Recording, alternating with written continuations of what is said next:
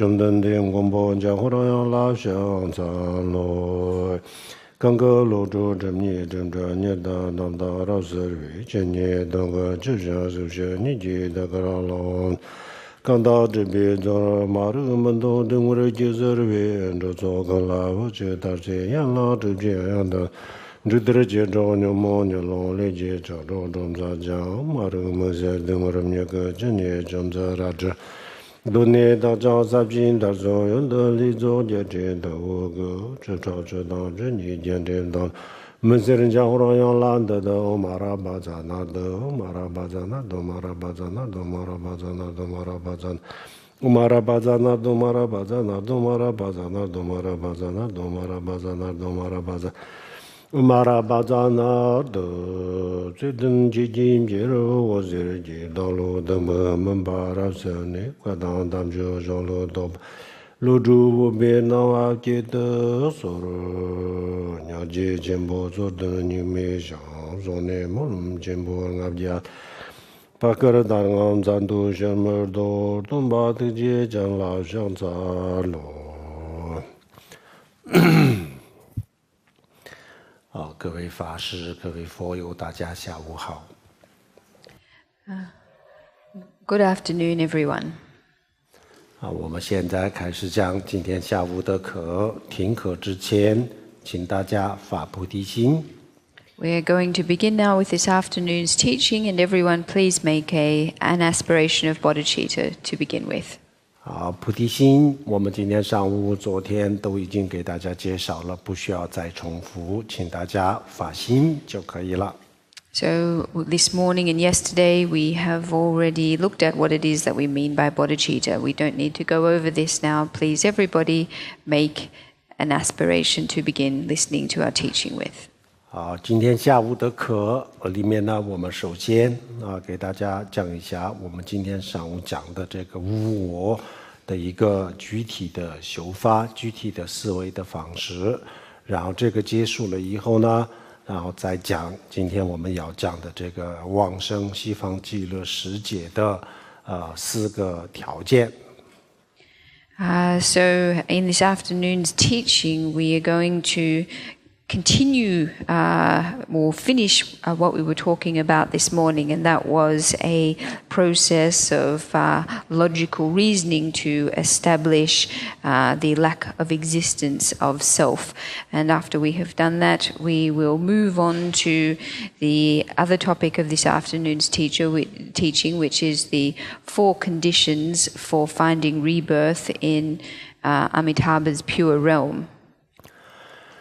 首先我们今天上午大家思考了，然后可能是中午吃饭的时候可能也有思考那我们确定现在这个我们想象当中的自我基本上就是我们今天上午讲的那样子。第一个是一个常住不灭，至少比如说是一个唯物论者、无神论者，他也认为从诞生到死亡之间，我们的这个自我一直都是存在的，所以是永恒这个常住不灭。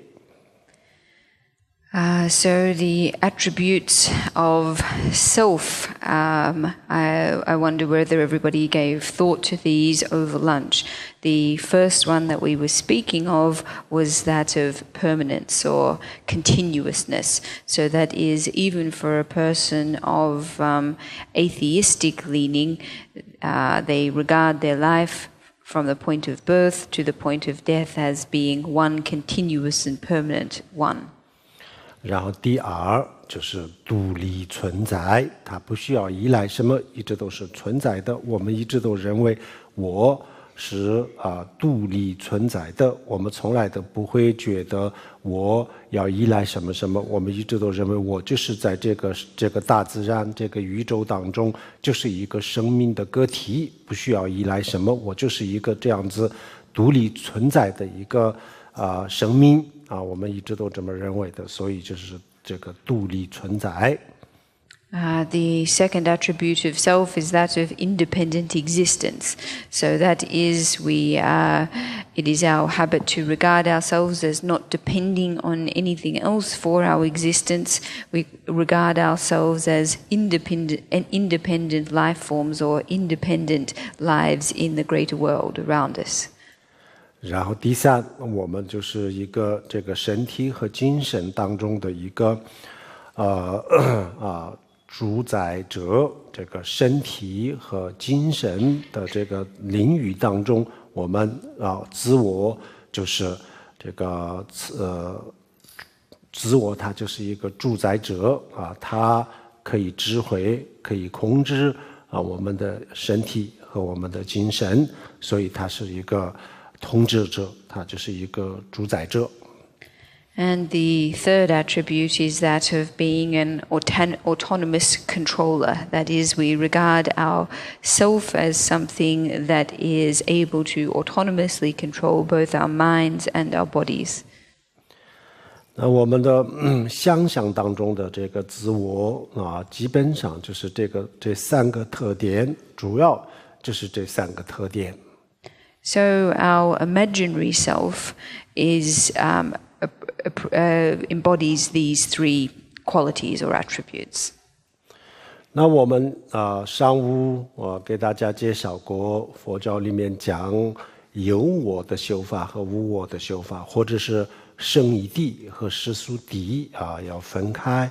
那么其中的这个世俗谛就是我们的现实生活，就是我们的感官所得到的这个结论。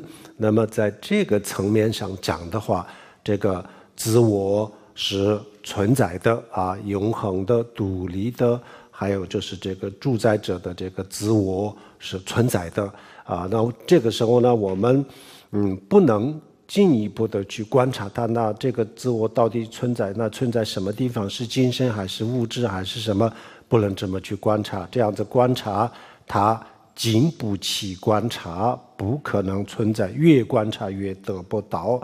所以就是我们如果想得到这个自我，如果我们不想去推翻这个自我的概念这样子的话就不要去观察。So our imaginary self embodies primarily these three characteristics. So this morning we spoke about meditation methods that are premised on a concept of self, and those that are premised on the lack of existence of self. We also spoke about the provisional level of truth and the definitive level of truth.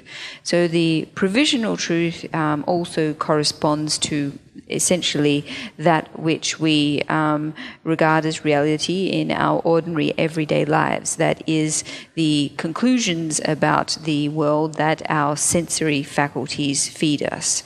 And at this level of reality, the self as permanent or continuous, as independently existent, and as an autonomous controller is true. However, this version of self embodying these three characteristics can't stand up to a process of logical and analytical investigation. So if we don't wish to turn over this concept of self, then we should not engage in a logical process of deconstructing this notion. 然后我们的烦恼所有的烦恼还有就是我们的这个烦恼所导致的这个精神上的所有的痛苦不开心这些都跟这个自我有关系因为这些都是来自于这种自我的观念。All of our suffering, particularly our mental suffering, our unhappiness, derives from this sense of self. 这个我们刚才上午已经讲过了。我们比如说一个人被人赞美的时候，还有就是被人骂的时候，这个时候呢，我们就很明显的发现，这个时候的这个喜欢高兴，或者是不开心或者是这个仇恨这个都跟这个自我的概念有关系。如果没有这个自我的这个概念的话，那就这时候的这个不开心还有烦恼这些都不会发生的。So this morning we came to see how when people criticize us, the unhappiness and suffering that is generated all stems from this concept of self. And if we didn't have this sense of self, then we wouldn't experience these negative emotions. 好，那这个无我的修法，我们随时随地都可以修。平时我们比如说没有什么具体的这个痛苦，没有什么不开心，这样子的时候呢，也作为一个这个训练作为一个心理的训练平时都去打坐修心，这样子的话，到时候我们需要用的时候就用得上。So this practice of this practice of non-self or of realizing non-self is something that we can do at any time. It's not necessary that we only do it when we experience moments of suffering or unhappiness. And in fact, if we are in the practice if we do practice it regularly, then we will discover that when we really need it, it will be able to come to our service. 还有一个呢，就是有一些具体的事情发生的时候，比如说有人失恋，有人离婚，还有有人在家庭有事情，或者是这个工作不顺利等等或者是在这个同事同学这样子的这个人群里面呢，就特别的对某些人产生不满仇恨这样子，或者是特别的喜欢某一个人，但是自己不想喜欢这样子控制不了自己的心这样子的时候都可以用这个修法。And this is a practice that we can use in many different situations of suffering. For example, when we fall out of love with someone or experience divorce or other family issues. Otherwise, when amongst colleagues and classmates there are people that we find particularly aggravating, and or otherwise when we find ourselves having strong feelings for someone we're not meant to, all of these are situations when we can practice this method. 有些时候呢，我们对自己的身体修这个无我的修法，有些时候有必要的时候呢，对对方的身体修这个无我的修法，这个都自他都可以用得上，都可以修。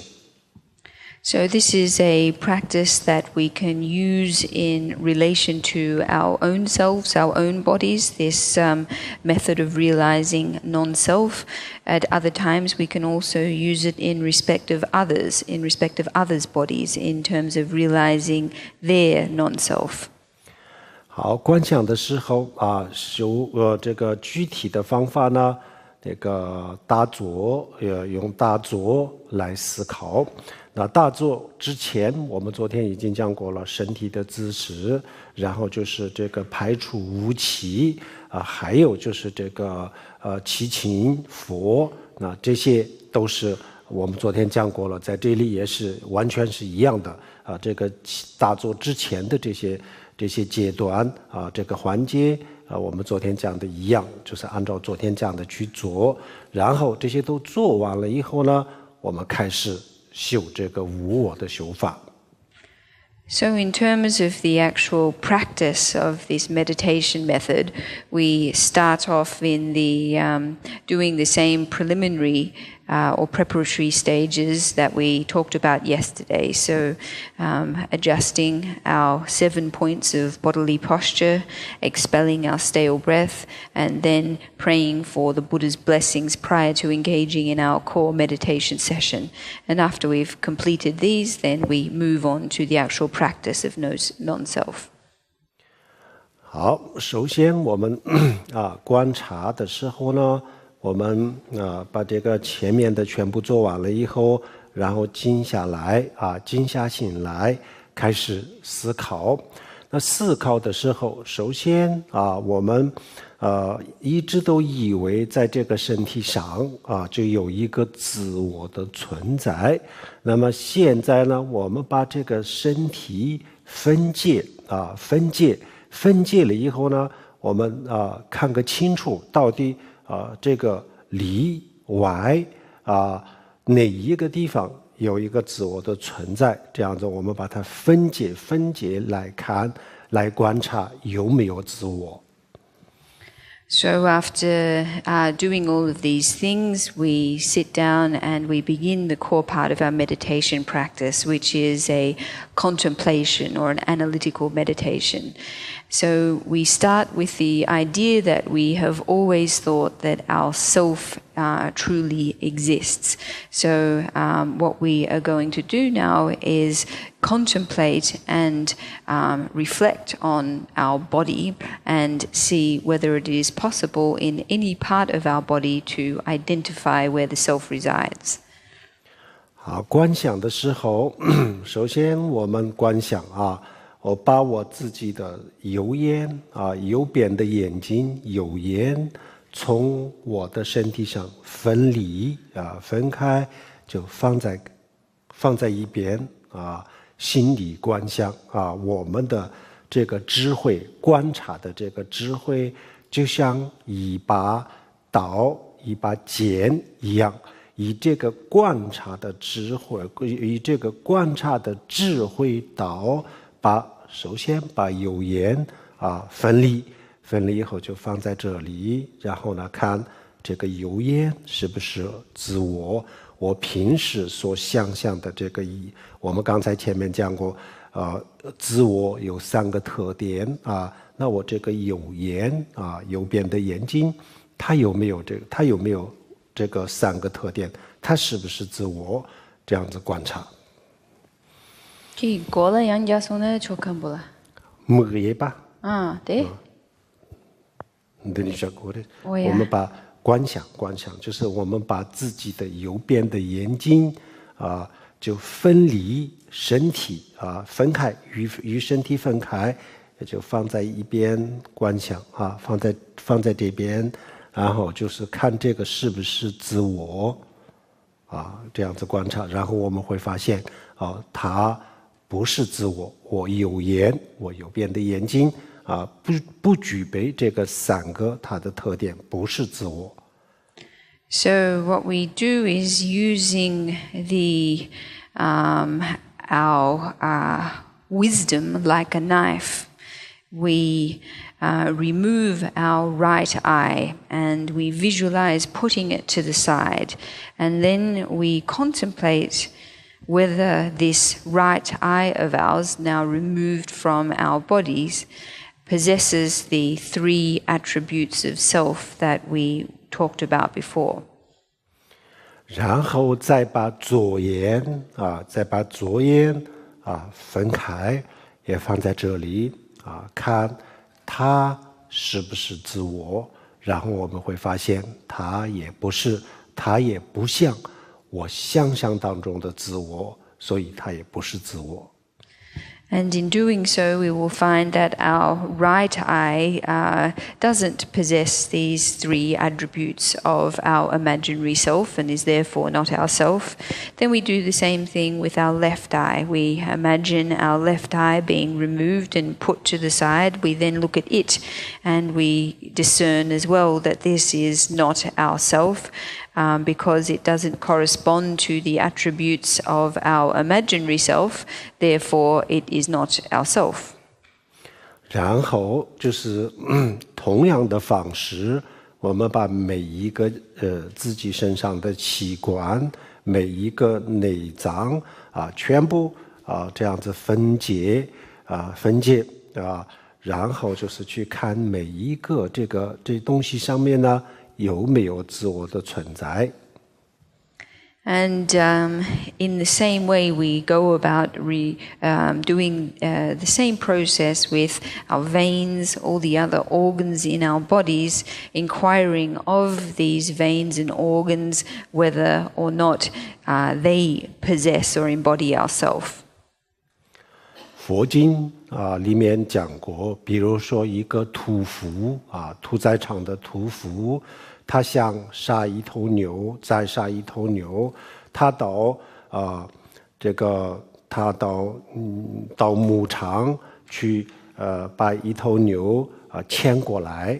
牵过来的时候呢，大家都认为这是一头牛。然后呢，到了屠宰场以后呢，他把这头牛宰杀了。那么宰杀了以后呢，他把牛的肉、皮肤分解的时候呢，立即就这个我们的观念就发生了变化，这个时候就不叫牛，这个时候就叫做牛肉。So, with a butcher in a slaughterhouse, when he is bringing an ox in to be slaughtered, at this point in time, everybody regards the creature in question as being an ox. However, when he kills it, and after he separates the skin from the flesh, then everyone experiences a change in their idea. Now what is in front of them is meat and is no longer an ox. 同样的一部车子它这车子的所有的这些部件零件拆开了以后呢，然后又立即我们的观念发生了变化。这个之前我们的观念当中就是一辆车，但是现在这个车的观念消失了，现在我们会认为这是一大堆的零件。The same thing can be said of a car. To begin with, we regard it as a car. However, when it's possible to deassemble it into different parts, and when we do this, the notion we first had of it being a car disappears, and what we are left with is a heap of different parts. 好，然后这样子，我们把这个一个人的身体的所有的这些肌肉、皮肤、骨骼全部这个分解，然后呢分解了以后呢，皮肤就放在一起，然后我们一个人的身体上面有639块肌肉，那这个肌肉全部就放在一堆，然后一个人的身体上面呢，一个成人的身体有206个骨骼骨节，然后把这个骨头全部放在一起。然后呢，我们一个人的身体的65%是液体，然后液体全部又放在一起然后我们再去看一看这个肌肉、骨骼、皮肤、液体。那么这些里面呢，哪一个是我？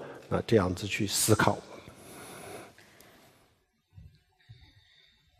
So what we do is separate the muscle and the skin and the bones in our body, and we take all of our skin and we pile it all together. The 649 different muscles in our body, we put them all together. And then in an adult body, there are 206 skeletal bones. We gather them all into a pile. 65% of the human body is liquid, so we gather all that together. And then what we do is reflect on which of these, the skin, the muscle, the skeletal bones, or the liquid, is truly ourself. 然后这样子把所有的这些身体上面可以分解、可以分开的东西都分开，然后这样子去观察每一个骨骼上面、每一块肌肉上面然后这个液体里面有没有自我？这个时候我们观察的时候，确实这些里面确实是没有我们所想象的自我。So when we separate everything that can be separated or divide everything that can be divided, when we look to the skin, the muscles and the liquid, we discover that in none of these is a self corresponding to the self that we have always imagined to exist.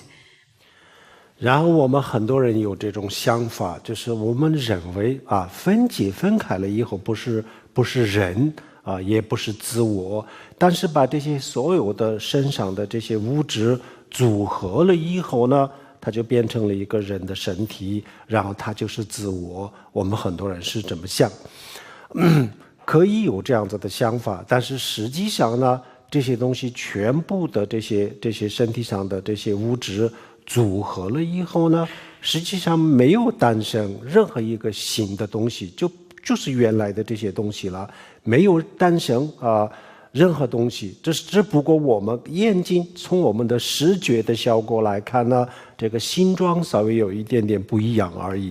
所谓的这个形状呢，也就是我们的头放在上面，脚放在下面，左手右手在两边这是一个位置有一点点变化而已。实际上没有这个身体的本质上没有诞生任何新的物质或者是新的东西，所以呢这个想法会有的，但是实际上这个想法是不合理的。So many people think that when the body is divided into different parts, it's not a person and therefore not a self. However, once all the parts are assembled together, it forms a body and therefore a self. It's understandable that people would have this idea. However, we must realize that in assembling all the parts back together, we haven't formed anything new. They're ultimately still the same parts. They're still the same components. It may be that in assembling them, we've made them take on a different form or put the different parts in a different location. But in essence, there has been no change to the parts themselves. And so even though this may seem to be reasonable, in actual fact, it's not.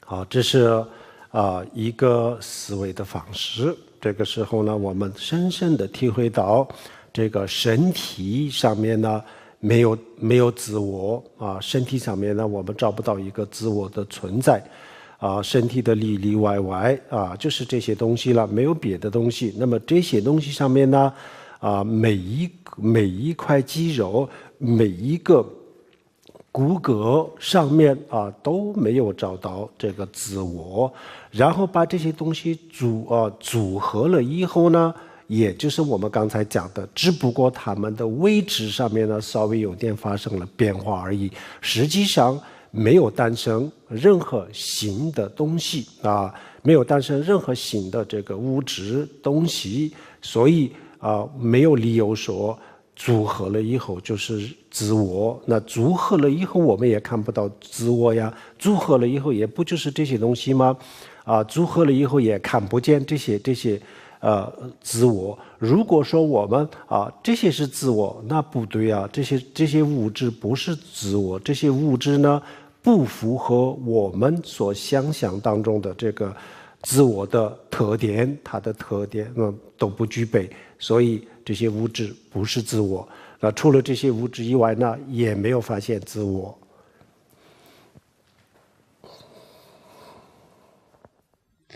So this is one kind of reasoning process that we can engage in.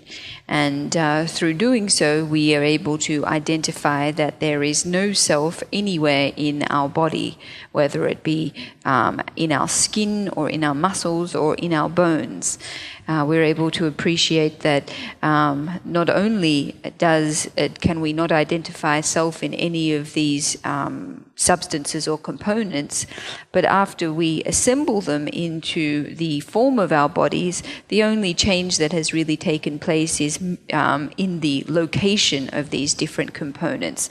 There has not been any change to their basic nature or essence, and so therefore no new entity has been created in assembling the parts into a human form. So therefore there is no reason to say that after we assemble the parts together in the form of a human body, we therefore have the self. So as a result of this, these material, this matter is the idea, or there may be the idea that this matter is self. However, this isn't the case because this matter comprising the different parts of our body doesn't meet or fulfill the requirements of self that we have tended to regard as belonging to the self, and therefore we can't say that it is the self. 然后，首先我们观察人的这个身体的部分，然后呢，接下来再观察我们的内在的精神方面有没有自我的存在。首先第一步就是观察我们的肉体。那这样子观察的时候呢，我们特别的有些时候思考的思维比较到位比较认真的时候呢，特别的清醒的感觉到这个自我是不存在的不存在的，就是因为有了这样子的一大堆的物质这个物质是存在的，但是我们把这个物质就当作自我，我们误以为它是自我。实际上现在我们把这个物质看清楚的时候呢没有一个自我的存在。那这个感受这种感觉特别的这个强烈，特别强烈。就我们找到了一个特别强烈的这个强大的这个感受的时候呢，然后立即就停下来，不继续思考，就是保持这个感受无我的这个感受，然后就在这个感受当中停留能停留多少就停留多少。但是早期的时候呢，可能最多也就是1分钟、2分钟，或者是半分钟这样子的时间，不会不能持续很长的时间但是1分钟也可以，2分钟也可以，只要有这个强大的感受的时候呢，我们要维持住这个要维持住这个感受，要保护这个感受保持这个维持这样子以后呢，这个阶段就是我们的这叫做修无我这是结果。前面的这个思维就是过程前面的思考观察就是过程。这个过程它所获得的这个结论就是后面的一部分的这个感受这个感受也许有些时候特别强大有些时候就稍微有一点点模糊但是呢，不管怎么样，有这个感受的时候，就立即停下来，就停留在这个感受当中。So after we have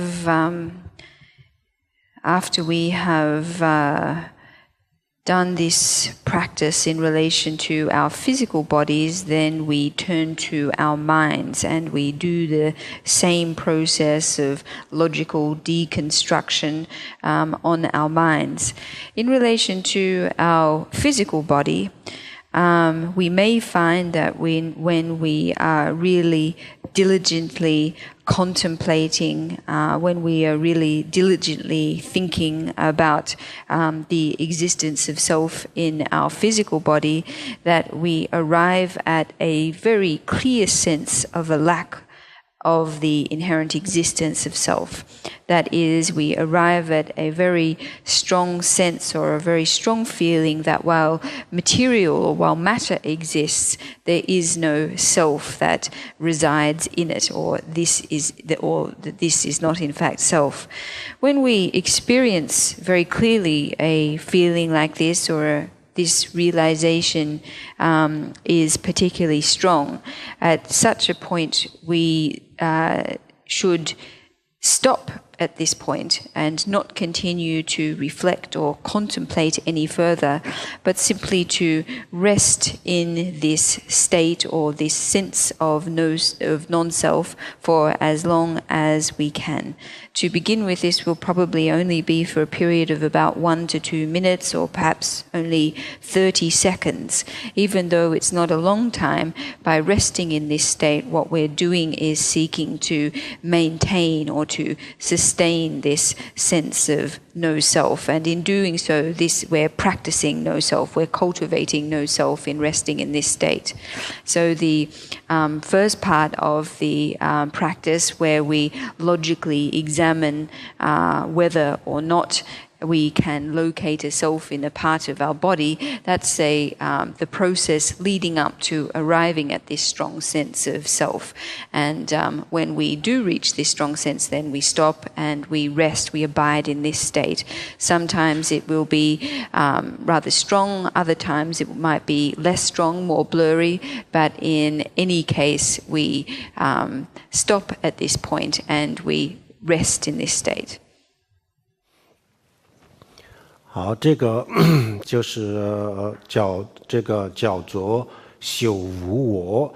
那有些时候对自己的身体进行这样子的观察，最后得到这个无我的感受的时候，就修这个无我然后有一些特殊的情况，比如说我们特别的恨某一个人特别的恨那这个时候呢，我们把这个人就观想在我的前面这个人我心里想他站在我的前面，然后呢，我把这个人就是像刚才我们自己的身体的这种分解的方式，就把这个人的每一个的器官、肌肉、骨骼分开，分开了以后呢。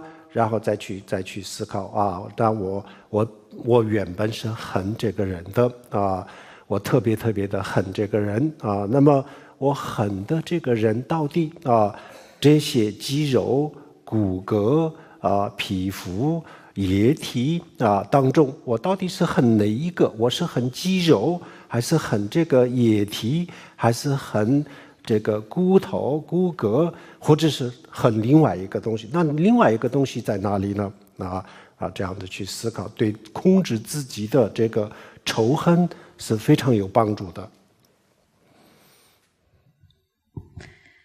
So this is a practice that we can do on ourselves, in respect of ourselves. It's also one that we can do using others as the object of our logical examination. So if we find ourselves feeling intense hatred for a person, then we can visualize this person in front of us. And just like we divided up the different parts of our own body, our veins, our skin, our flesh, our bones, and so forth, we do the same with the person in front of us, and we then reflect. We reflect that this is the person that I hate. However, where amongst all of these different bodily components, the skin, the bones, the flesh, etc., which of these is it, in fact, that I do hate? Do I hate the bones or do I hate the flesh? And if it's something else that I hate, then where is this something else? And practicing in this way can be very beneficial for controlling our resentment and hatred. 然后有些时候呢特别的喜欢、特别的爱某一个人，不能自拔，然后这个喜欢和爱让我们非常的不幸福、很痛苦这样子的时候如果不想有这个痛苦、挫折这样子的话呢，也是同样的一个方式，把这个人观想在自己的前面，他现在站在我的前面。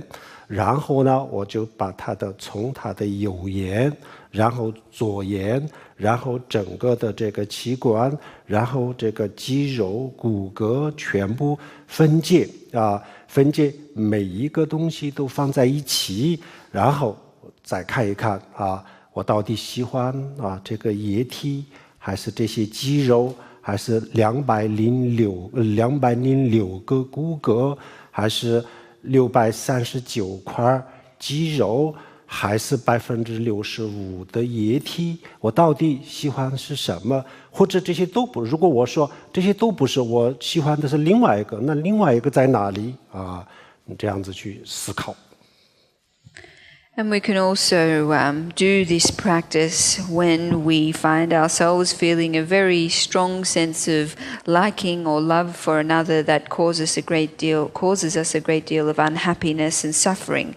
If we don't want to feel this suffering, then we can do this practice in the same way. That is, we can visualize the object of our love and adoration in front of us, and then begin by separating their left eye, removing their right eye, their organs, their bones and their flesh, and visualizing them in piles together.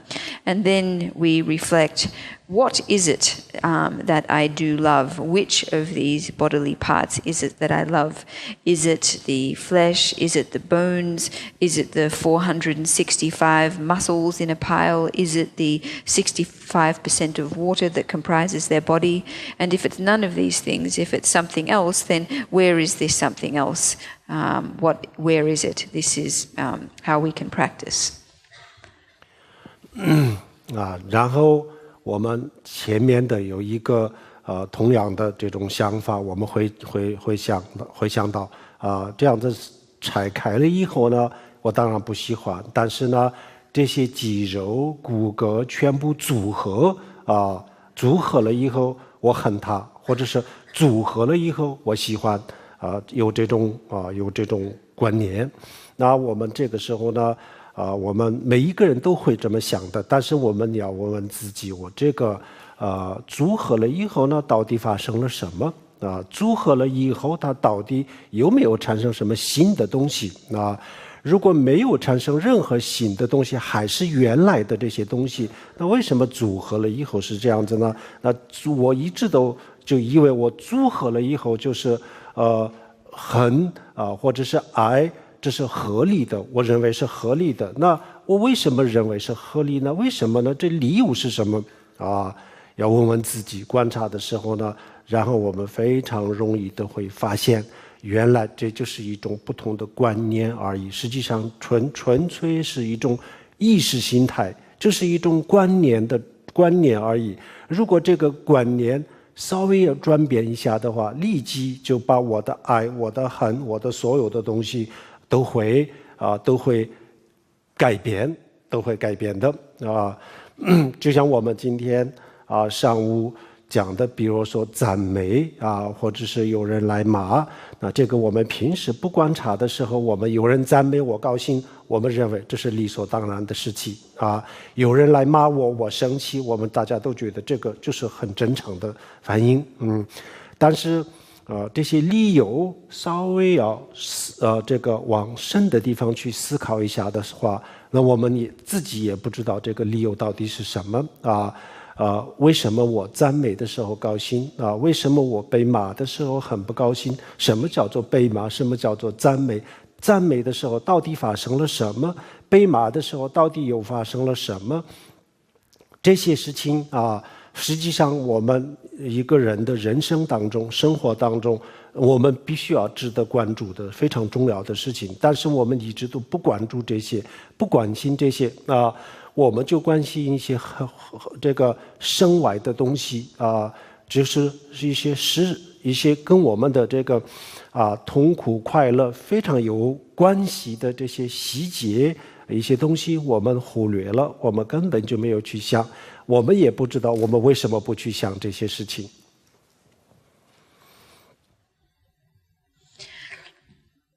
Nevertheless, even though we may recognize that it is not possible to locate a hated person in a pile of disassembled parts or a loved person in a pile of disassembled parts, nevertheless, we might think that when we assemble them together, then we have the person who is the object of our hate, or when we assemble the parts together, then we have the person that we love. Of course, everybody thinks like this. However, we really need to look at what it is that happens when we do assemble the parts together in a human form. Is anything new formed as a result? And if, in fact, it's just the same parts, then what is the difference in this form between what is the difference that has taken place between the form they were presently in and the form they are in now? So even though through contemplating like this, we can come to understand that even though we used to think it was reasonable to hate or to love someone in their assembled form, we now realize that this is no longer reasonable. We realize, in fact, that love and hate are simply mental attitudes, and that by changing our mental attitude just a bit can result in a change in our love and our hate and our emotional and in our emotions. So just as we were speaking about this morning in the context of praising and scolding, we have been used to thinking that it's normal to feel good when we're praised and normal to feel bad when we're scolded. However, when we really do look deeper into this, we can see that in fact it's very difficult to appreciate the reasonable of this. Why is it that we feel good really when we're praised, and why is it really that we feel unhappy when we're scolded? What is praise and what is criticism, and what's taking place actually when we're being praised and when we're being criticized? These are really important issues that we need to pay attention to in our lives, but we usually don't. Instead, we usually pay attention to irrelevant things outside ourselves and fail to pay attention to these important matters. However, we don't even understand why it is that we don't pay attention to them. 从另外一个角度去观察的话，我们一个人的身体，比如说有70公斤的体重的人的身体脱水了以后呢，只剩下25公斤，所以65%是液体。So looking at it from a different perspective, we could say that a human of or bodily weight of 70 kilos, once the water or fluid was extracted from their physical body, there would only be 25% of solid matter left, or 25 kilograms left. 然后这个剩下的25公斤当中呢，有7公斤的碳水化合物。Yeah, so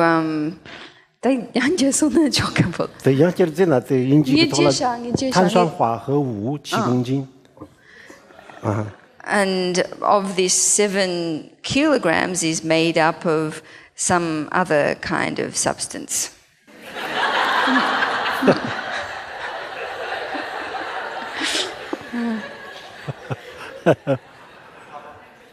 Oh, carbohydrates, yes. 然后还有3公斤的脂肪。And 3 kilograms of fat. 12公斤的蛋白质。20 kilograms of protein. 3公斤的矿盐。And 3 kilograms of mineral salt. 这个就是人体。And this is what comprises a human body. 那我们喜欢的或者是很碳水化合物，很这个脂肪很狂烟或者是喜欢这个碳水化合物，还是喜欢什么呢？反正就是这些东西，没有别的了。So what is it that we love and hate out of all of this? Is it the carbohydrates or the protein or the fat or the salt? Aside from these things, there is nothing else. 但是我们的意识是非常非常盲目的，他根本就不知道人到底是什么，所以他就根据自己的想法，在人的这个人体上面呢，就创造了一个自己认为是一个人的一个这样子的自我，然后就去喜欢他或者是恨他。However, our minds are very blind in relation to this, and despite the fact that it is only these bodily components that exist, the mind creates a sense of self and imposes it on these components, and on having created this sense of self, then goes about loving this person or hating this person.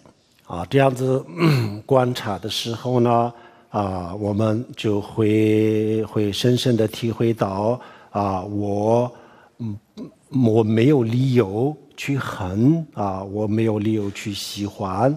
所谓的这个喜欢，都是一个不观察的情况下产生的一个非常盲目的一个执着。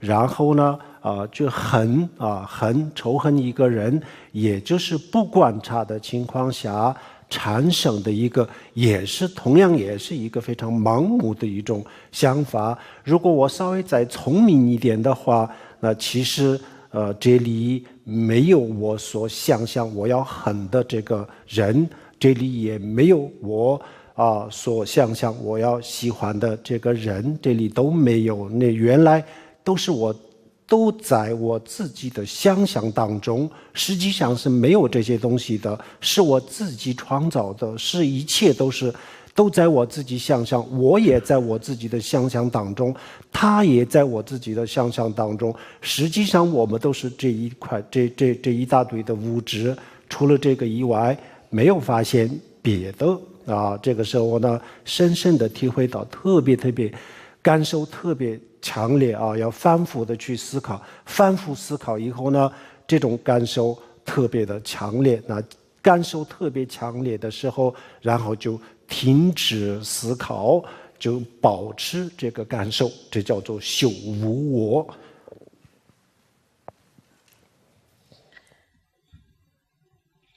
So through engaging in a process of critical investigation or logical reasoning, we can establish that there is therefore no reason to feel love or hate in respect of this particular person.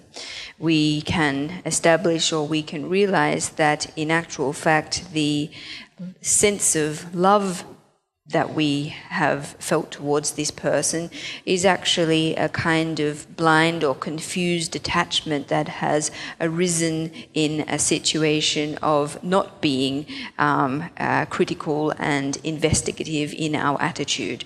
And similarly, a sense of hate towards the person in question is also a kind of confused and blind attachment that has arisen in a situation where we have not been investigative and critical in relation to what is taking place. If we can be just a little bit more clever, a little bit more intelligent, we can discover that there is in fact no object of hate and there is no object of love, that in fact all of these exist only in our own imagination, that we are the ones who created them. Not only did we create our own self, we also created them as well. By contemplating in this way over and over again, we can arrive at a very strong sense that aside from this material, aside from this matter that comprises the physical body. There is, in fact, nothing else. And when we do arrive at a very strong sense, or we cultivate a very strong sense of this lack of self, then we stop here, we stop contemplating and reflecting, we rest in this state, and we maintain this strong sense, and this is called cultivating no self. 好，然后第二个步骤就是开始对我们的精神进行这种分析、这种思考、观察那我们刚才已经在这个肉体上面呢没有找到我们所想象的这个自我不但是没有找到，而且我们非常清楚地看到这个上面没有这样子我所想象的自我。这个肯定了以后呢，然后我们很多时候就会想这个肉体本来也不是自我但是自我在哪里呢？就在这个精神世界里边有自我。实际上这个精神我们的精神就是自我我们很多人会说灵魂或者是精神或者是我们的意识或者是心才是这个自我，才是真正的自我有很多人有这种想法但是我们现在这个进一步的去了解精神它到底是什么这样子的时候呢，然后我们立即又会发现精神世界里面呢也不存在我们所想象的这个自我我们不了解这个精神世界的时候呢，我们就以为这个精神世界里面是可以允许有我所想象的自我应该有但是我们现在了解的时候，了解了以后呢，然后立即就觉得原来这个自我不仅仅是在这个物质世界肉体上面不存在，找不到，而且精神世界精神上也不存在这样子的这个自我这个时候呢，我们发现了这个道理的时候，然后就我们再也没有别的地方了人就这么两个，一个是精神世界，另外一个就是肉体。人是肉体和精神组合的除了这两个以外，本来我们身体上面没有任何的东西，里里外外就这些了。那么这些上面没有自我了，但是还是认为有自我的话，那这个就是没得救了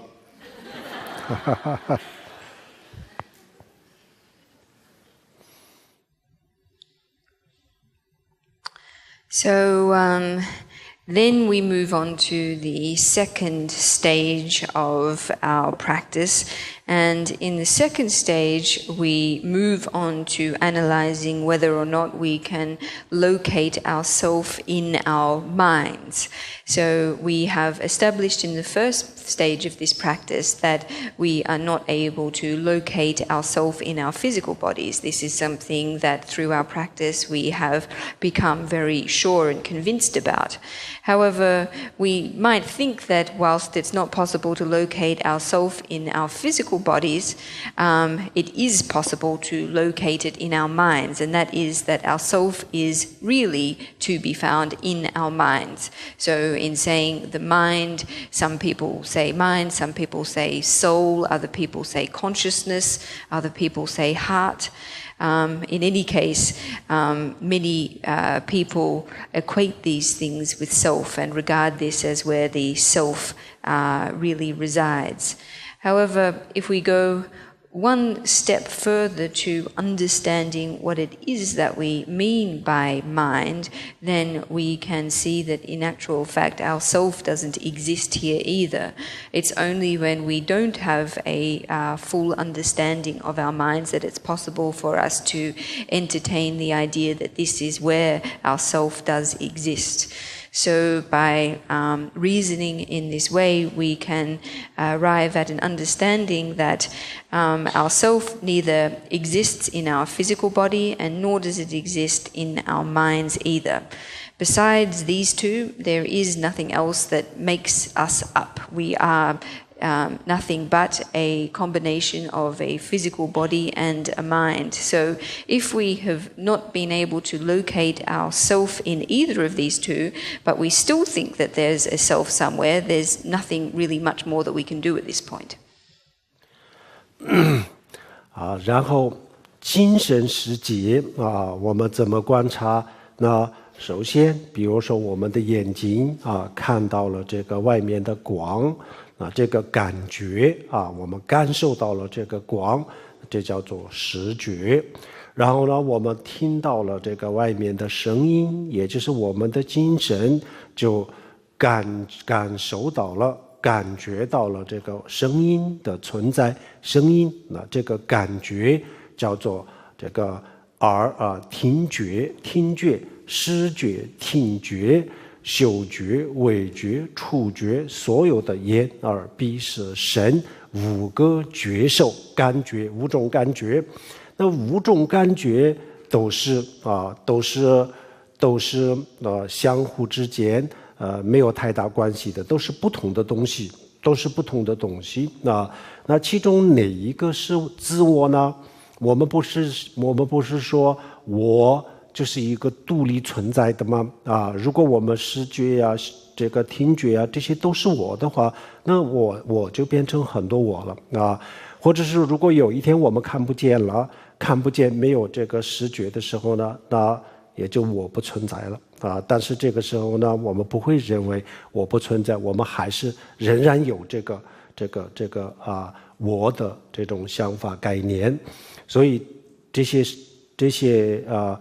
这个感官的这些感觉这个不能说是自我，因为它不符合我们想象当中的这个自我的这个特征，没有，所以他们都不是自我。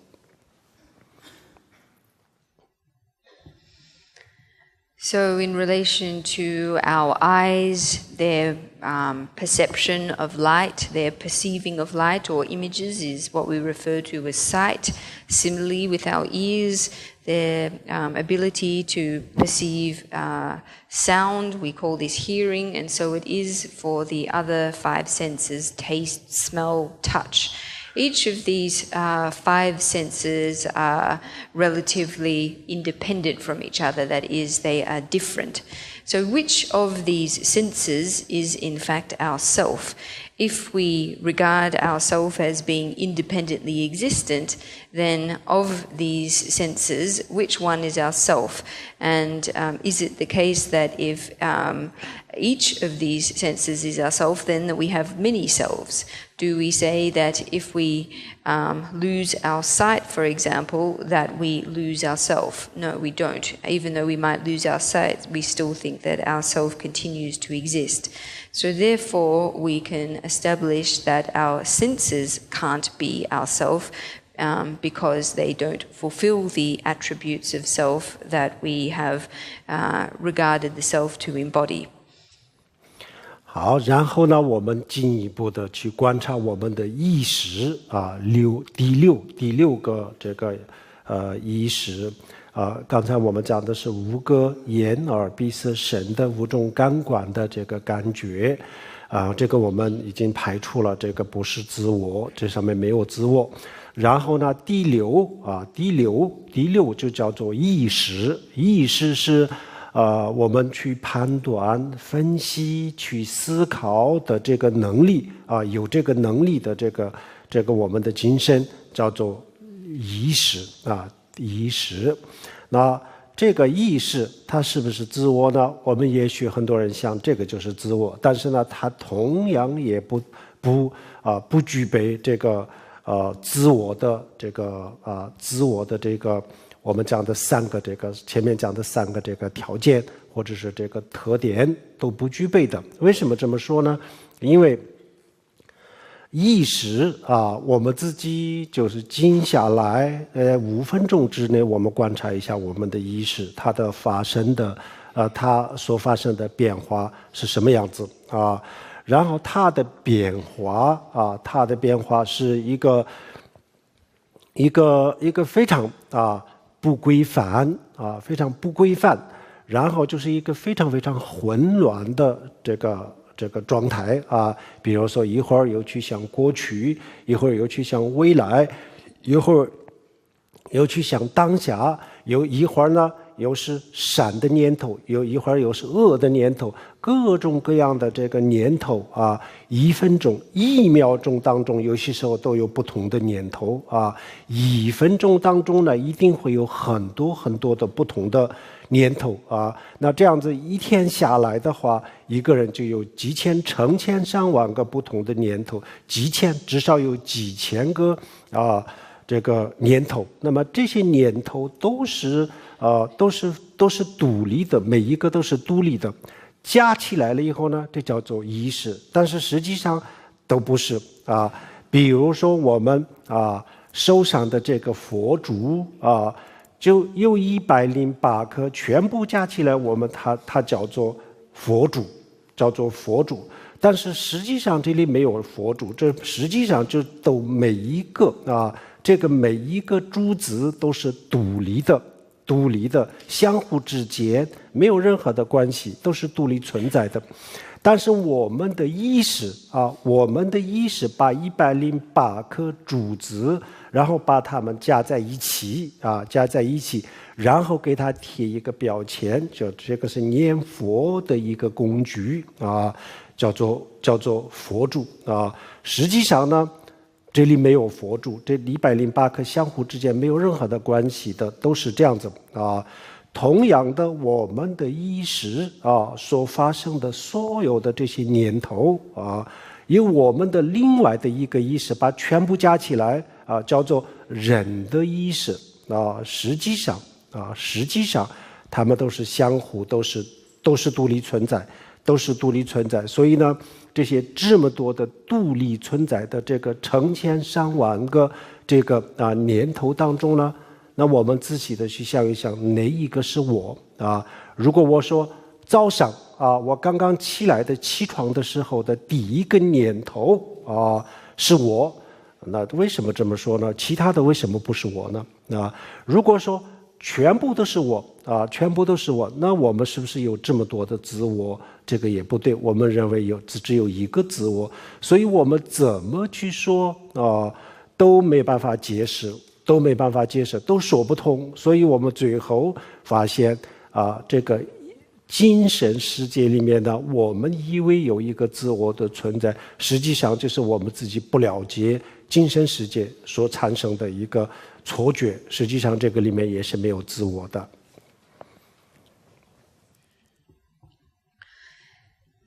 So, in having established that it's not possible to identify ourself in any one of our 5 senses, we then move on to the 6th layer of our consciousness, or the mind consciousness. So this is what we regard as the capacity that we all have to judge, to evaluate, to analyze based on the perceptions of our 5 senses. So the question is this then our self? This is something that many people will think that, yes, our mind consciousness is really where our self is. However, when we look closely, we can actually discover that neither does it fulfill the 3 requirements of self that we have set out. For example, if we were to observe the changes in our mind over a course of 5 minutes, or even a lesser period of time than this, we would discover that the changes in our mind, the movements in our mind, are far from predictable. They're chaotic. They go from thoughts of the past to thoughts of the future, thoughts of the present moment, positive thoughts, negative thoughts. And whether it be in the space of a single minute or even in 1 second, it's likely that we will experience many different thoughts. So in the course of 1 day, let's just say at the very least we will have 1,000 different thoughts, all of them independent and separate. It's only when we combine them, we put them together, that we regard them as our mind. In actual fact, however, they are not one thing. It's just like a mala, or a strand of prayer beads, that is made up of 108 separate beads. No one individual bead possesses the entire strand within it. Each is an independent and separate bead. However, it is our minds that put them together, label them as a mala, label them as a tool or a device that we can use for counting our recitations and so on. In actual fact, however, the beads themselves are separate and independent. And the same goes for our minds. In actual fact, the individual thoughts, they are full of individual thoughts that are independently existent themselves. So which of these many independently existing thoughts is our self? Is it the first thought that we have in the morning? Is this where our self is? If this is the case, then why not the other thoughts? At the same time, if we claim that all of the thoughts we have is ourself or are ourself, then how is it that we can have so many different selves? So when we look at it in this way, we find that it's just not possible to identify our self with our mind. In fact, the idea that the mind exists as one thing, a self, is only a confused perception that has been created by our minds. 好，还有一个更严重的问题还有一个更严重的问题，要给大家问一个问题，大家要注意一下现在就是2016年那2016年的时候，2015年应该叫做过去那过去的这个时间，大家觉得现在2016年的时候存不存在？ So there is a more serious problem than this one, and I'd like to put to everyone a question in respect of it. So at the moment we are in the year 2016. So from the perspective of 2016, the year 2015 is the past. It belongs to time in the past. So the question that I'd like to ask is whether or not anyone thinks that 2015 still exists. 存不存在呢？不存在，不存在是吧？ Doesn't exist. 不存在，好，不存在。然后2017年应该叫做未来，那这个未来。 今天它存不存在 And as for 2017, the future, does it exist at the moment? 都不存在。好，那存在什么呢？只存在2016年。So in fact, the only thing that does exist at the moment is 2016. 2016年都不存在。Someone said that 2016 doesn't exist either.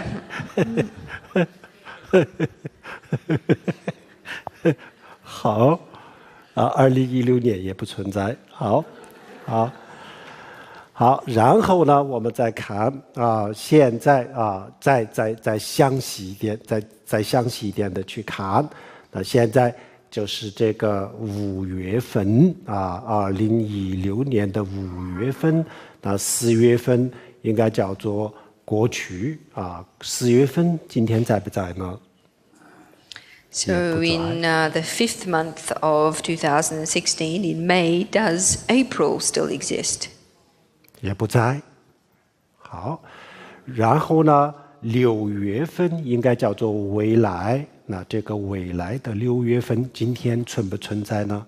And June is the future from where we are. So does June yet exist does June exist today? 好，也不存在。 No, it doesn't.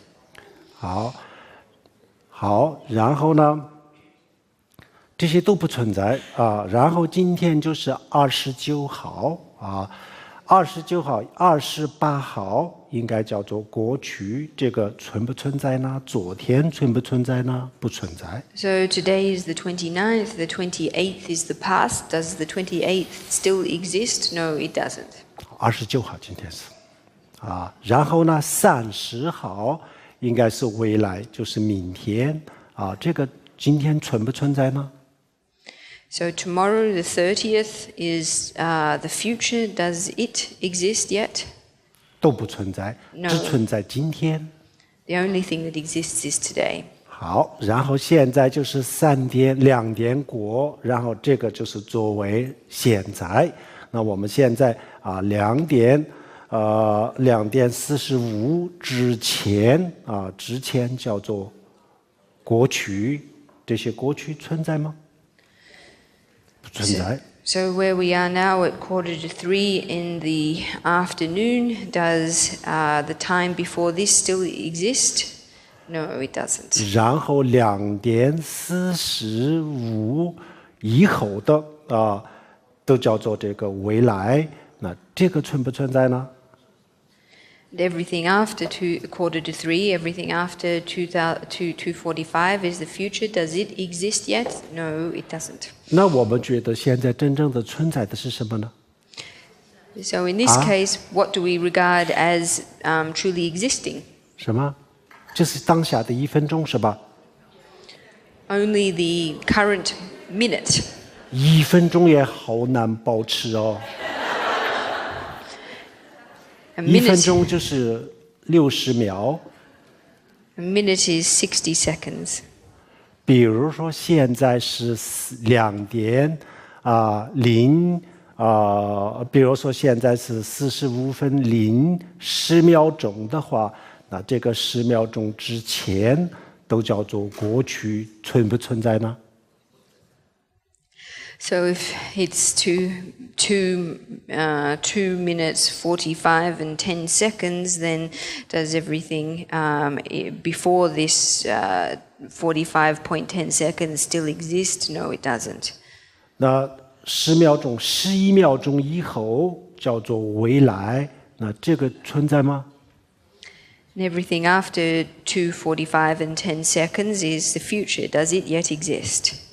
你们真的觉得不存在吗？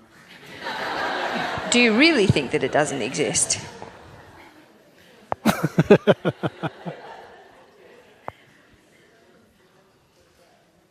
不存在了，这个不存在就等于所有的不存在了。 So if that doesn't exist, does that mean that everything doesn't exist? 这个世界就是1秒钟。 This entire world is just 1 minute. 1 second, sorry. 包括我们自己现在我就只有1秒钟。 So is this the same for ourselves too, that we are only in this second? 那我们不就是觉得我们是永恒的吗？永恒的在哪里呢？ So if we believe we are eternal and continuous, then where is this eternal and continuous self?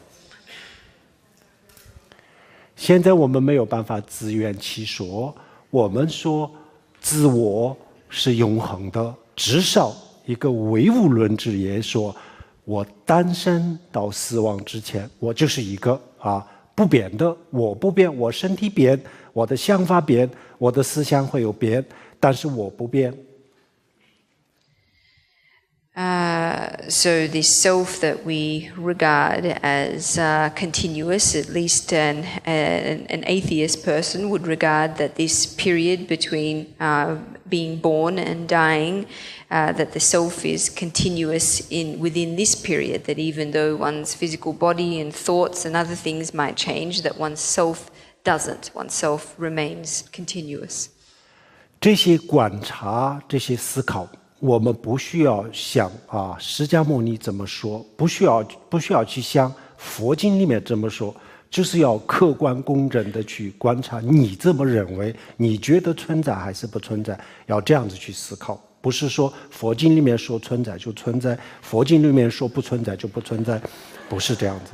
So in thinking about these questions, we should independently, objectively assess them for ourselves. We shouldn't just simply say, oh, it says in the sutras that the self doesn't exist, or the Buddha said that this exists or that doesn't exist.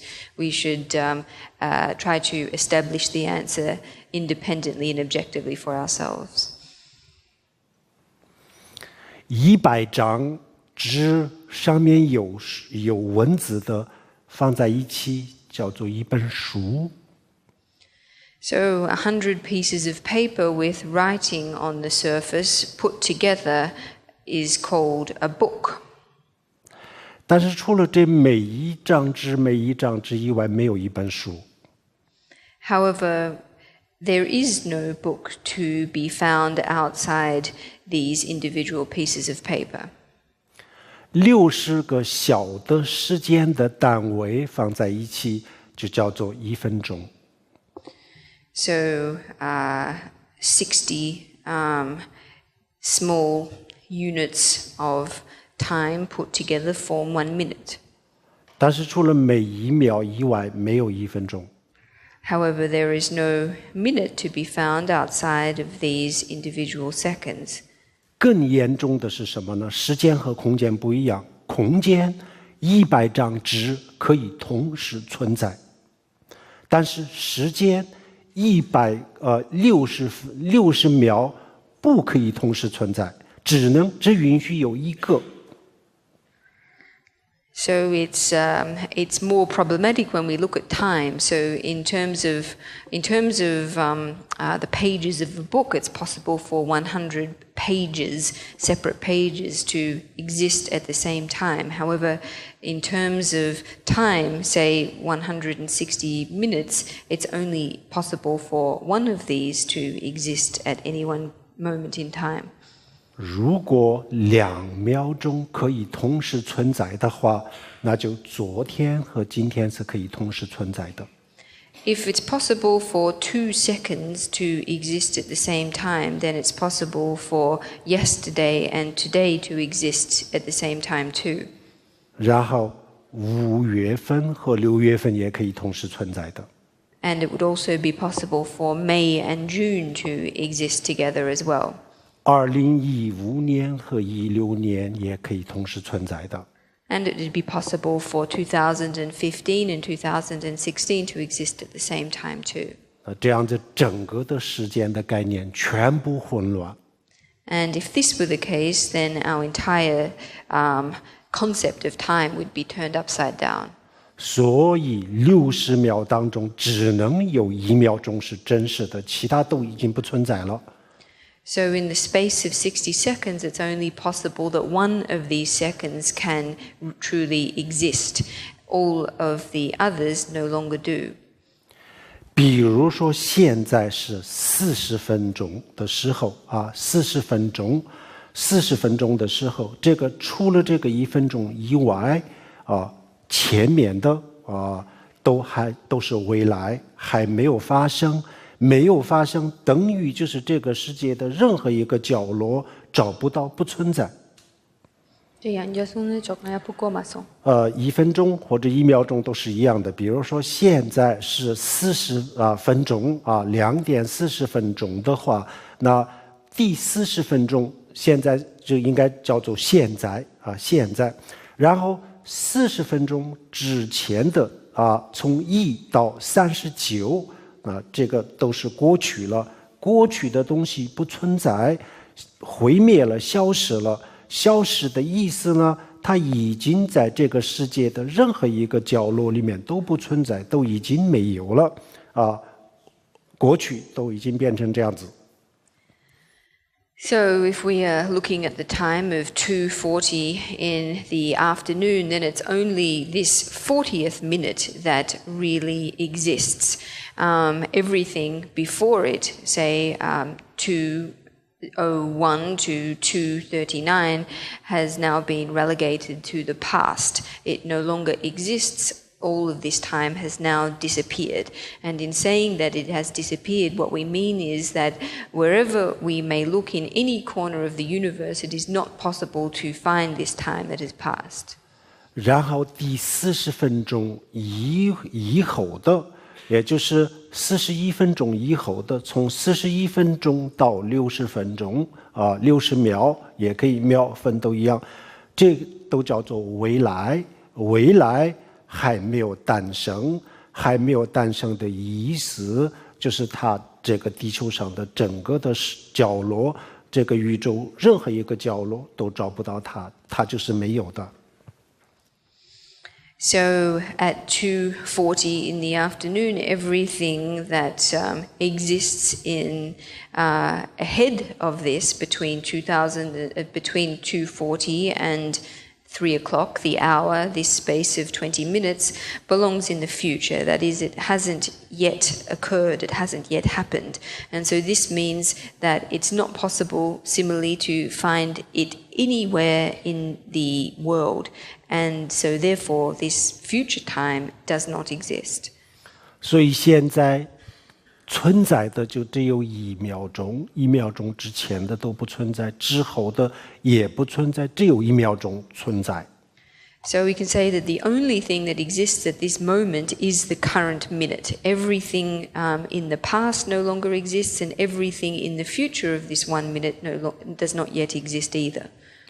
1秒钟再分的话，也可以分很多，但是这样子就太混乱了，我们不好记。所以呢，我们把这个最小的时间单位就作为1秒钟，不要再往下分。其实1秒钟也可以再分的。Of course, it's possible to further divide a minute into smaller units. But however, if we do this, then things will start to become a bit chaotic. So we will keep as our smallest unit the minute, even though it is possible theoretically to divide it further. 那这样子我们现在从时间的角度讲，我就是1秒钟。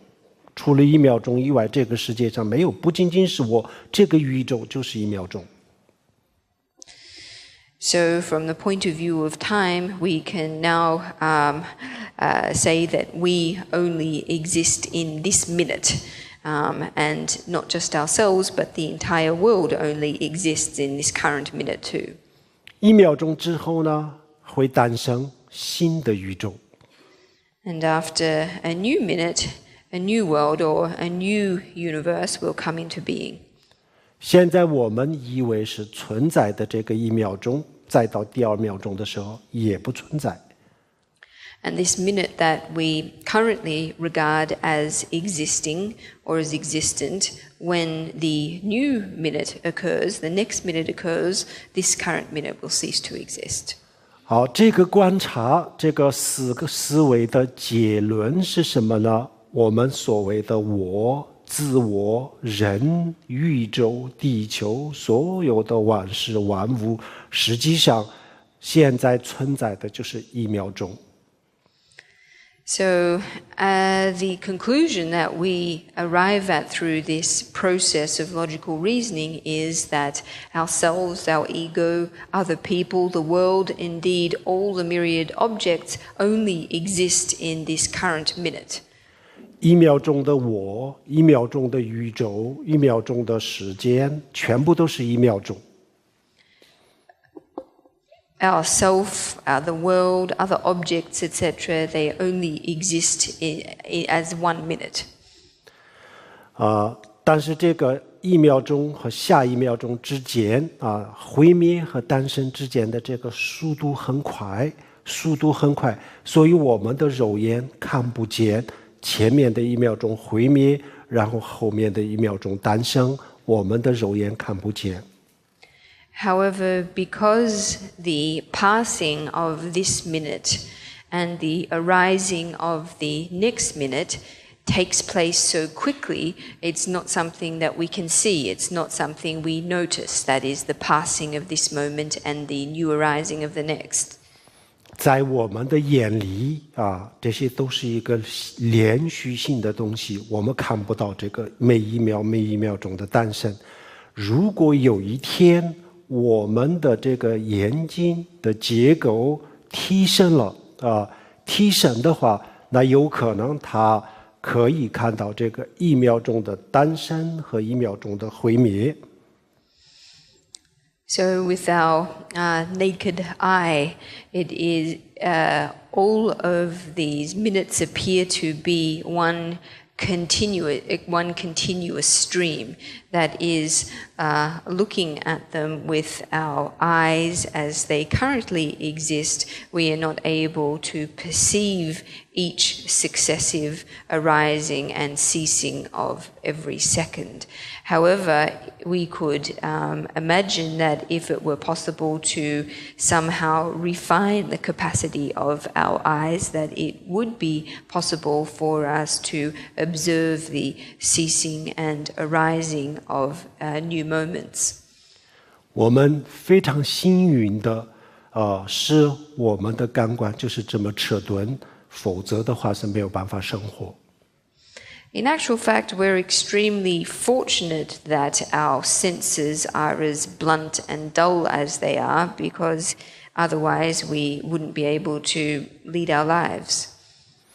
因为我们的感官这么迟钝，它把前面的发生的所有事情和现在发生的就连在一起来看，所以我们的眼里就有这个建筑物，上午也有，现在也有，晚上也有，明天还存在。就是因为我们的感官这么迟钝，它的灵敏度不高，所以它就看不见这个诞生和毁灭。所以我们的眼里这些东西都是一直都是连续性的。되니?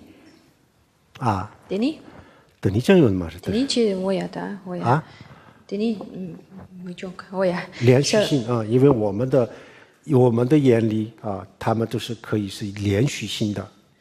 Yes, it's on account of the fact that our senses are as blunt or as dull in their capacities as they are, that the past and the future appear to us as a continuous, in one continuous stream. 因为这个我们的这些错觉跟速度有很大的关系。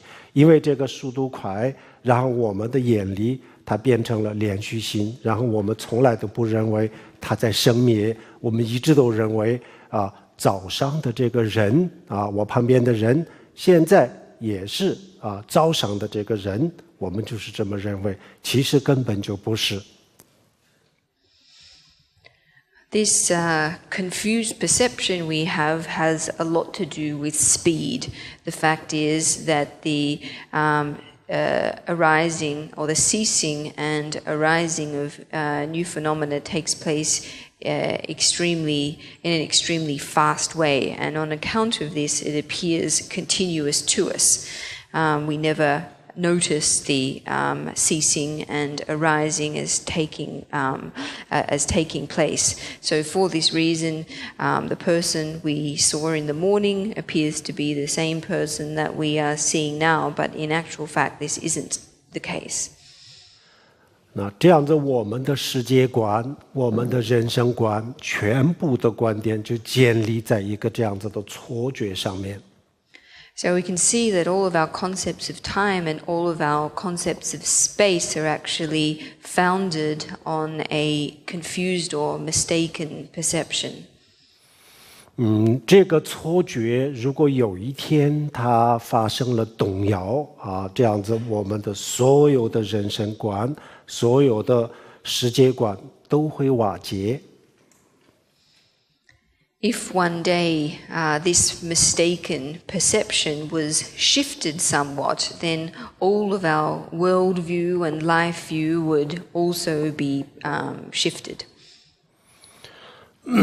那我们现在就是我们的感官我们的感官和外面的世界的变化的这个速度非常非常的相应这个就像一个人故意把他们创造成做成这样子一样，非常的配合，非常的相应，所以外面的世界的变化很快，我们的这个感官迟钝如果我相反的，外面的世界变化的稍微慢一点，我们的感官的灵敏度稍微高一点的话，那我们的在我们的眼前没有一个是做商务的人还坐在我旁边，我们根本就看不到是这样子的情况。In actual fact, the way that our five senses operate and the way that the external world operates are extremely compatible with each other. That is, they work in great harmony with each other.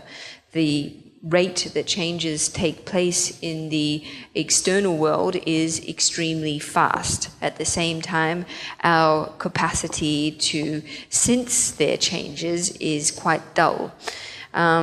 However, if the changes, the rate of change or the speed of change in the external world were to be slowed down somewhat, and our capacity to perceive with our senses the changes was to be increased or enhanced somewhat, then there would not be a situation where we found ourselves thinking that the same person we saw in the person we saw in the morning is the same person sitting next to us now. 好，这样子观察以后呢，我们发现我们现在不管是我们的身体、肉体或者是精神，现在当下存在的就只有1秒钟啊。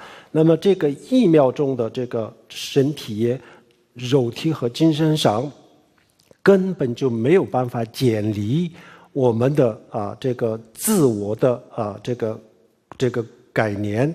自我是永恒不变的。自我就是住在一切的，然后自我呢，就是独立的，这些都不存在了。现在我们发现它是无数成千上万个无数的1秒钟连接起来了以后呢，然后我们把这些无数的1秒钟认为是身体是精神，然后就产生了这个自我所以现在这样子观察的时候呢，我们发现原来这些都是错觉。如果我接受了这个错觉，那我可以在这个世界上正常的生活。如果我要了解我不再想接受这个错觉，我要了解真实的情况，那这样子的话，所有的这些自我呀等等的概念全部都是没办法保留的。So, if through engaging in this process of reasoning we arrive at a conclusion that our bodies and our minds are none other than that which exist in this very minute, we find ourselves not being able to, we find it impossible to equate this idea of self with the three attributes of self, or the three requirements that we mentioned before. That is, of a self that is continuous, eternal, permanent, a self that is independently existent, a self that is autonomous and controlling.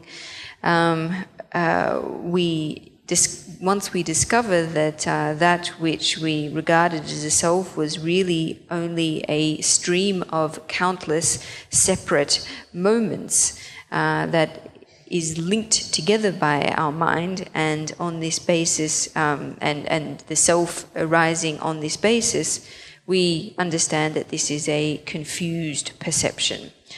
If we accept this confused perception, then it is possible for us to lead an ordinary life.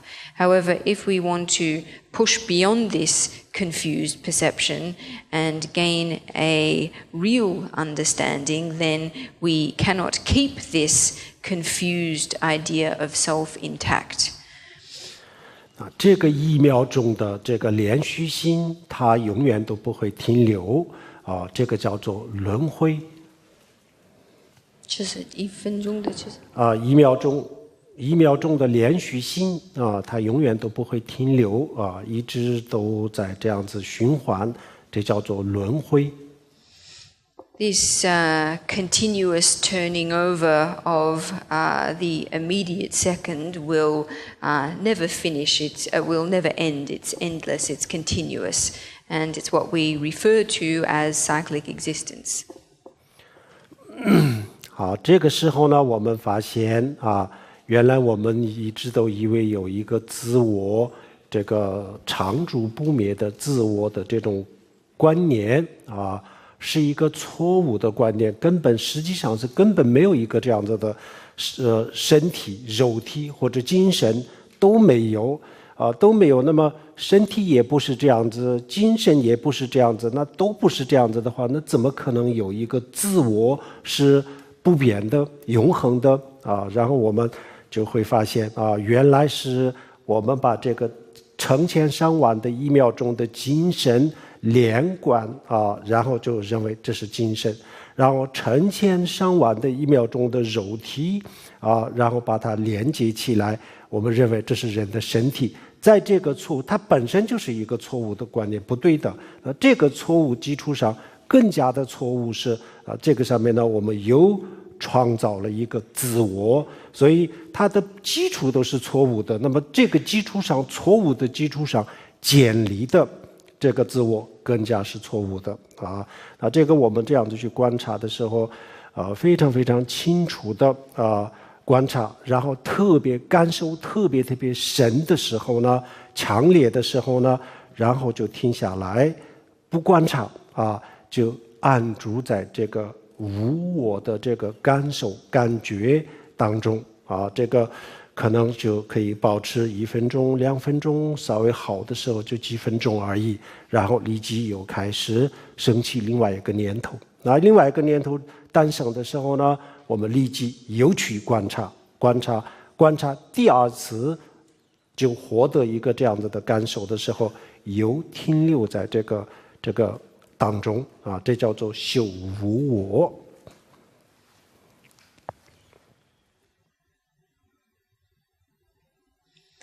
So this notion of a self that is continuous and unchanging is mistaken. We can establish that it doesn't exist neither in our physical bodies nor in our consciousnesses. And if this is the case, that it neither exists in our physical bodies or in our consciousnesses, then how is it that we can have an unchanging self? In actual fact, that which we have regarded as the self is only countless moments of our consciousness that we have strung together, and countless moments of our physical existence that we have strung together to create the illusion of a continuous self, or of a continuum or a continuity. However, what is more serious or worse than the fact that we string these independent moments together into a continuous stream is that upon this foundation we have constructed an idea of a self. So we have our mistaken notion of self is constructed or created upon a mistaken foundation to begin with. So when, through contemplating and reasoning in this way, we arrive at a very strong sense of a lack of the existence of self, then we again rest in this strong sense. We rest in this state, we abide there for a period of time, 1 to 2 minutes, or at least until our next discursive thought arises. And as soon as this happens, we start our process of reasoning and reflecting again, and then again, once we arrive at a strong sense of the lack of existence of self, we rest and abide again, and this is the practice of cultivating the realization of no self. 好，这个原理它的原理是什么？比如说这是一根香然后我们把它点燃不移动的时候呢，我们看到的就是一个亮点然后慢慢的移动的时候呢，我们也看到就是有一个亮点就在移动然后这个速度再稍微快一点的时候呢，然后我们看不到什么东西在移动，我们看到的就是一个环形的火光这个火光在佛教里面有一个名词叫做旋活轮啊，旋转的活变成了一个环形的轮啊，所以叫做旋活轮。那佛教告诉我们，这个世界的本质就是这个旋活轮的错觉。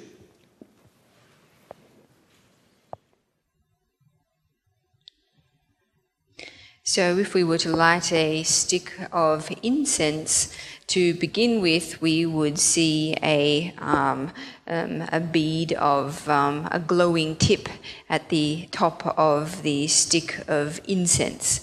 And if we were to circle this stick of incense slowly, we would be able to see this bright spot, this glowing tip, slowly move through the air. However, if we were to increase our speed until we were circling the stick of incense very rapidly, then no longer would we see the bright tip. Instead, what we would see is a ring of light. And this ring of light has a special name in Buddhism. It's called a firebrand, and it's basically the illusion of a wheel of fire or a ring of fire that is produced by circling a smaller torch very rapidly. And indeed, it is said in the Buddhist teachings that this is the essence of the phenomenal world, that what we perceive as reality is a mistaken perception. 这样子我们这个观察的结论，我们发现我们生活在一个这样子的一个虚幻的世界里面，我们看到的、感觉到的，所有都是虚幻的但是没问题，如果我们不去思考那么复杂东西的话，那我们照样的可以生活。So the conclusion of investigating things in this way is that we ultimately live in a world that is illusory in nature. However, if we don't want to enter into such a complex process of investigating and reasoning, we are equally able to live and exist in this world regardless of whether we investigate its nature or not.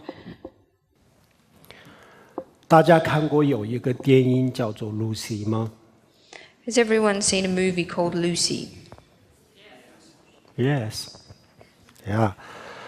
那这个里面呢，有一个大家记得吗？有一个有一个镜头，就是说一个卡车，它以正常的速度在我们的眼前过去的时候呢，我们看到就一个车子在往前移动然后呢，这个速度在往上提升的时候呢，到一定的这个速度的时候呢，我们看到的就不是一辆车在移动，我们看到的就是一条物质，就是一个横的一条线就是一条线。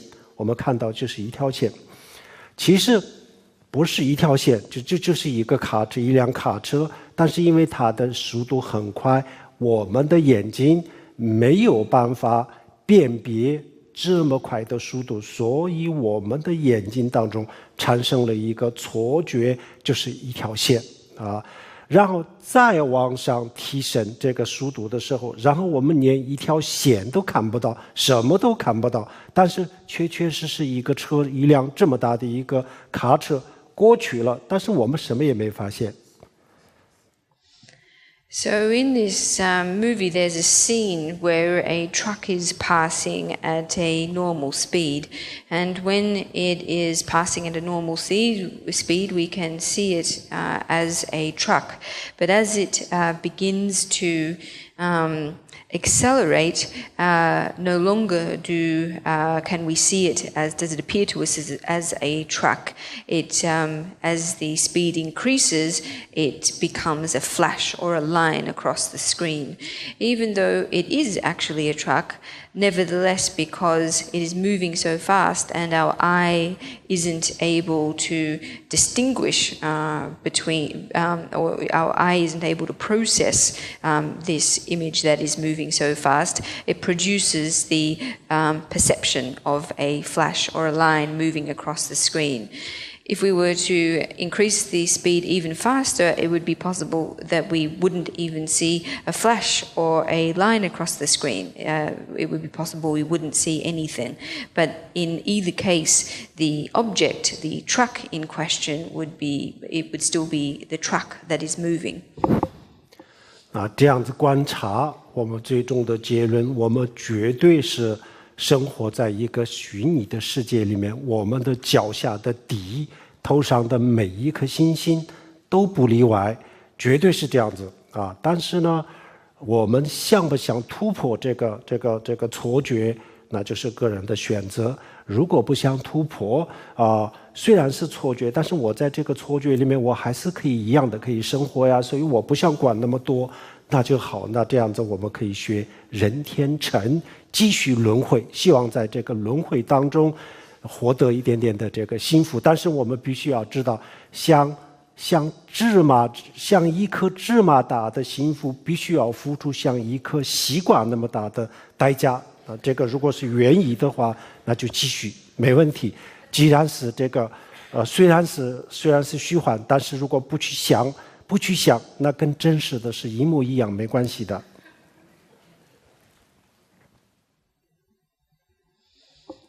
So when we reason in this way, then we reach the conclusion, the firm conclusion that we are living in an illusory world. Whether it is the ground beneath our feet or the stars above our head, it's all the same. However, ultimately, whether we want to break through our conventional perception of reality is a matter of individual choice. If we don't think it is necessary, if we think that we can live just as well without doing this, then we can follow the approach of the worldly vehicle of Buddhism. In following this approach, we will still continue to be reborn in cyclic existence. And where there is a bit of happiness to be enjoyed. However, we need to appreciate that the amount of happiness that it's possible for us to enjoy in cyclic existence is the size of a sesame seed, but the amount of energy that we need to expend in achieving it is the size of a watermelon. However, if people are willing to make this choice and willing to live in this way, then even though the reality that we are living in is illusory, it won't make too much difference. It's still possible to live out one's life in this kind of world.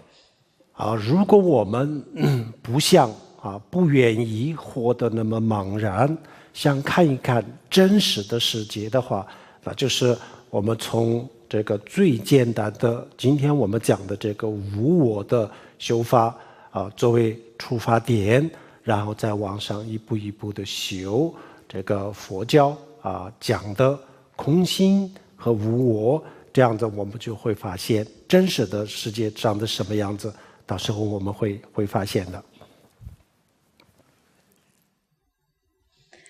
However, if we are not willing to live in such a confused and blind way, then it is necessary for us to start off by practicing the method of establishing non-self that we have outlined today, and then step by step, one step at a time, go about cultivating our realization of emptiness and no self. And through doing this, it is possible that we can discover the real nature of the world.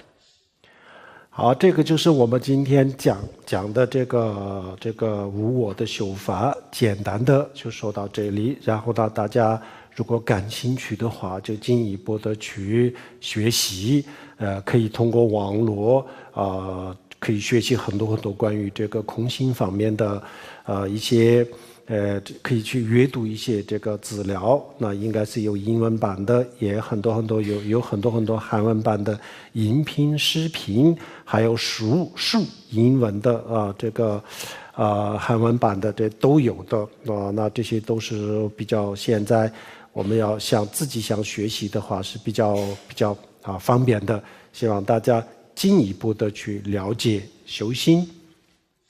So what I've outlined today is a relatively simple approach for cultivating a realization of no self. And if this is something that you're interested in practicing further, then it is possible to learn more about emptiness and no self on the internet. There are a lot of online resources and books available in both English and Chinese languages. It is relatively convenient for us to study further about these things now ourselves. 好，我们今天下午的无我的修法就讲到这里，谢谢大家，阿弥陀佛。So this brings to a conclusion our teaching this afternoon on no self. 最后我们大家做一个回向，我们今天的这个听经闻法的功德我分享给天下所有的众生愿天下所有的众生以我们的功德能够脱离生死轮回健康长寿幸福，脱离生死轮回，很快就可以能够成佛这样子发愿。So we are going to end our teaching today with a dedication of our merit. We are going to do so by making the prayer that all living beings, on the strength of our merit, may rapidly leave the sufferings of cyclic existence and attain Buddhahood.